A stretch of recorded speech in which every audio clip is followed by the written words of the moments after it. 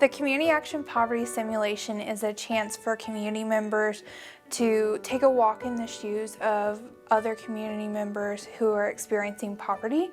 They spend an afternoon volunteering their time with this really dynamic workshop where they are given a role to kind of view, or rather a role to take on for the afternoon as a family member, and they have to navigate just a really intense situation and try to get to resources and their job and pay bills and all of this. And it's really this loud, confusing, hectic experience for them.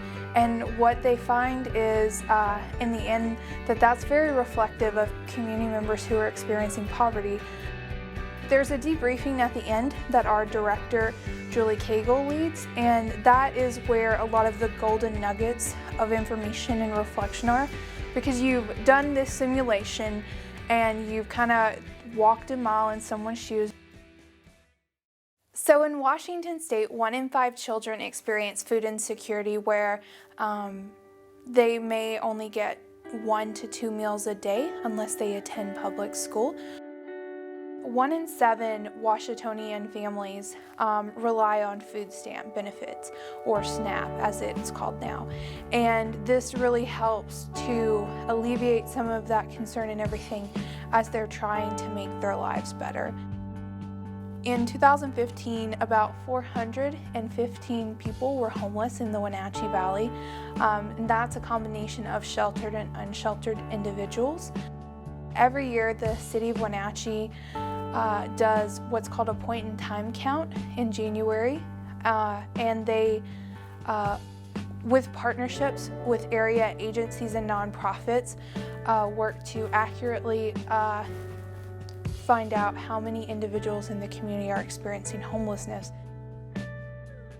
A few of the takeaways you'll get is, a lot of times you hear this idea of, when it comes to dealing with poverty, the good old adage of pull themselves up by their bootstraps. And this is an idea that, you know, if you would only just work harder, if you would only just work, that's the solution. But like getting to work has insurance requirements, work has these requirements. It costs still to work, and when you don't have money to begin with, then that's just you accruing like more debt, or you losing that opportunity because you can't access it for like lack of transportation, lack of insurance. Maybe you have a record because you had a speeding ticket that you couldn't pay, and now it's on your permanent record, and that kind of thing. And you really start to see that like it all builds up. You learn that you just can't see people through stereotypes, that everyone has a story, that people are more than they seem on the outside. It's easy for us to like see people and make judgments, and when you go through the simulation, you start to understand there's a little more depth to that story. And depending on like your life experiences and everything, it might come close to life experiences that you've had before. And so you really start to identify with like people who are going through crisis situations, and you think about, how would I react in this situation? So it makes it just a little more real.